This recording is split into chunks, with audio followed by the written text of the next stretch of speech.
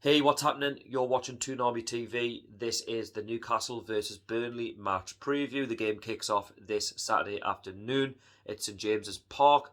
You can't beat a good old traditional 3 o'clock kickoff. I am looking forward to the game. I always do. I like to back the lads. I am feeling a bit more upbeat this time that we can get the 3 points. But if you'd seen me review after the game against Norwich on Tuesday night, I was deflated, I was angry, whatever words you want to use for that performance, that result. I was just so annoyed that we couldn't get the win against another relegation threatened side. The game plan was out the window after Kieran Clark seen a straight red card after 9 minutes. I can't argue with the referee's decision. He was last man. He took out Timo Pukki and the game plan was out the window. The last thing you want to be doing in a must-win game against a relegation threatened side is going down to 10 men. We were on the back foot throughout the whole match, and what annoyed us more, if we hadn't have gone down to 10 men, I reckon we have full control of that game. We were in full control for the first 10 minutes, but then obviously when Kieran Clark goes off, we'll have to revert to playing defensive football, and we have to just ride we're looking. We didn't really create that much in the match. And I said if we had more of the ball with that extra man, I reckon we'll go on and win that match. And you think we might just get a slice of luck when Callum Wilson gives us the lead. Unfortunately, our problem has been this season, it's a slender lead and we invite the pressure, and Norwich find a way to come away from St James's Park with a point.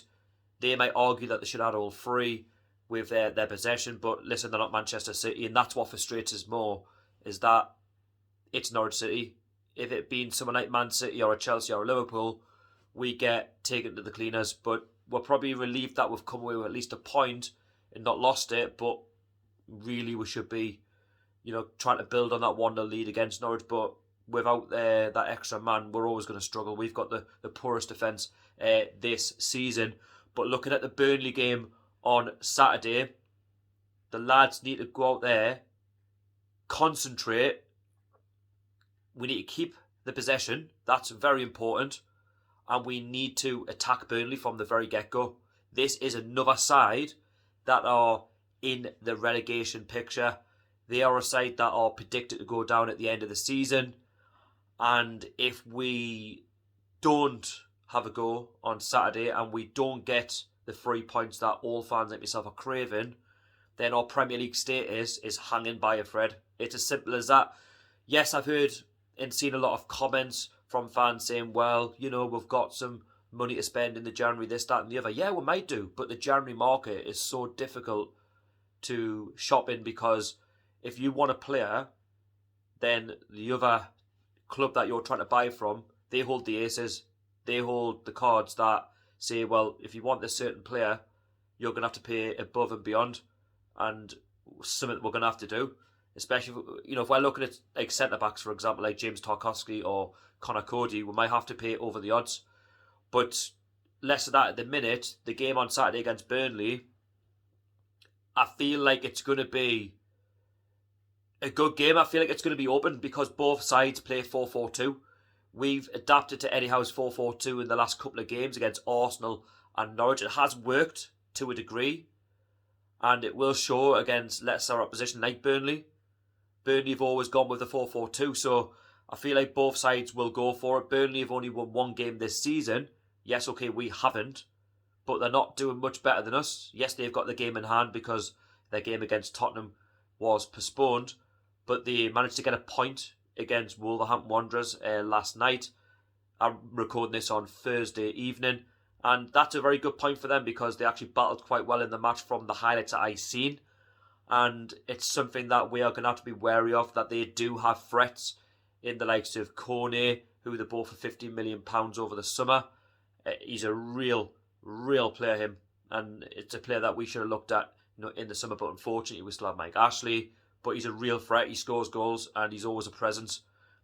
You've got Chris Wood, who we all know about, can put the ball in the back of the net, an old-fashioned type striker. Not the quickest, but he's very strong and someone we're going to be wary of. Dwight McNeil as well. We know he's a real talent for Burnley, so we know that they have players that on any given day will cause us a threat, and with our defensive problems, they will be a problem for us on the afternoon. But what I want to see from our side is that togetherness, that attitude of once we go 1-0 up, look for the second goal. I don't want to see players, pulling off rash challenges and going down to 10 men. That's not what we want to do, because we can't afford to not get 3 points in this match, because if we don't, as said, if you look at the state of our fixtures coming up, we've got to play the top 6. We've got, the likes of Man City, Liverpool, Everton. It's going to be a tall order, so that's why we need points on the board. And already, if you look at the Premier League table, we are currently 6 points adrift of Watford. 6 points adrift. Let that sink in. Yes, you could argue we've played 14 games and that there's still a lot of games to go, but you need the points on the board. You need to be in and around the sides in sort of 14th, 15th, 16th, 17th, and not be cut adrift at the bottom. Because when I look at our side, you think, how on earth are we bottom of the league? Because we're not that bad on paper. I'm not saying we're a great side, but we should be, a lower end mid-table, anywhere between 11th and 17th. But no, we'll find ourselves in that relegation zone because we deserve to be there. But one bit of praise I will give to Eddie Howe is that defensively, he has kind of sorted it out, but it's still a little bit concerned at times. If you look at Norwich City's goal for Tumu Pukki, the way he just smashed that in, we've got to do better there. The players have got to, wake up and, see the danger. I want to see the lads, string more than, 2 passes together. We need to keep possession for more than 5 seconds, because against Norwich City, we lost the ball far too easily, and it's something that we need to cut out of our game, because Burnley, I said, they will be clinical in everything that they have to do. And likewise, Burnley will see this as a must-win game. So we can't, go into this game and think, it's going to be a steamroller, it's going to be, walk in the park, because it won't be. And if you've seen how poor we've been for the vast majority of this season, we know it's not going to be straightforward. But I want to see, the lads play a straightforward game, because I know that the lads are capable of doing that. I need to see, the likes of Callum Wilson getting a lot more service. But also I want to see Callum Wilson help himself by actually making the runs, getting himself in the box, actually being a bit more of a presence. Because for me, he has been quite quiet. Yeah, he did score the penalty, but even so, his confidence is quite low. You could see by the way he took the penalty. Tim Krul managed to get a touch on that, and had that been a different goalkeeper, that might have been saved.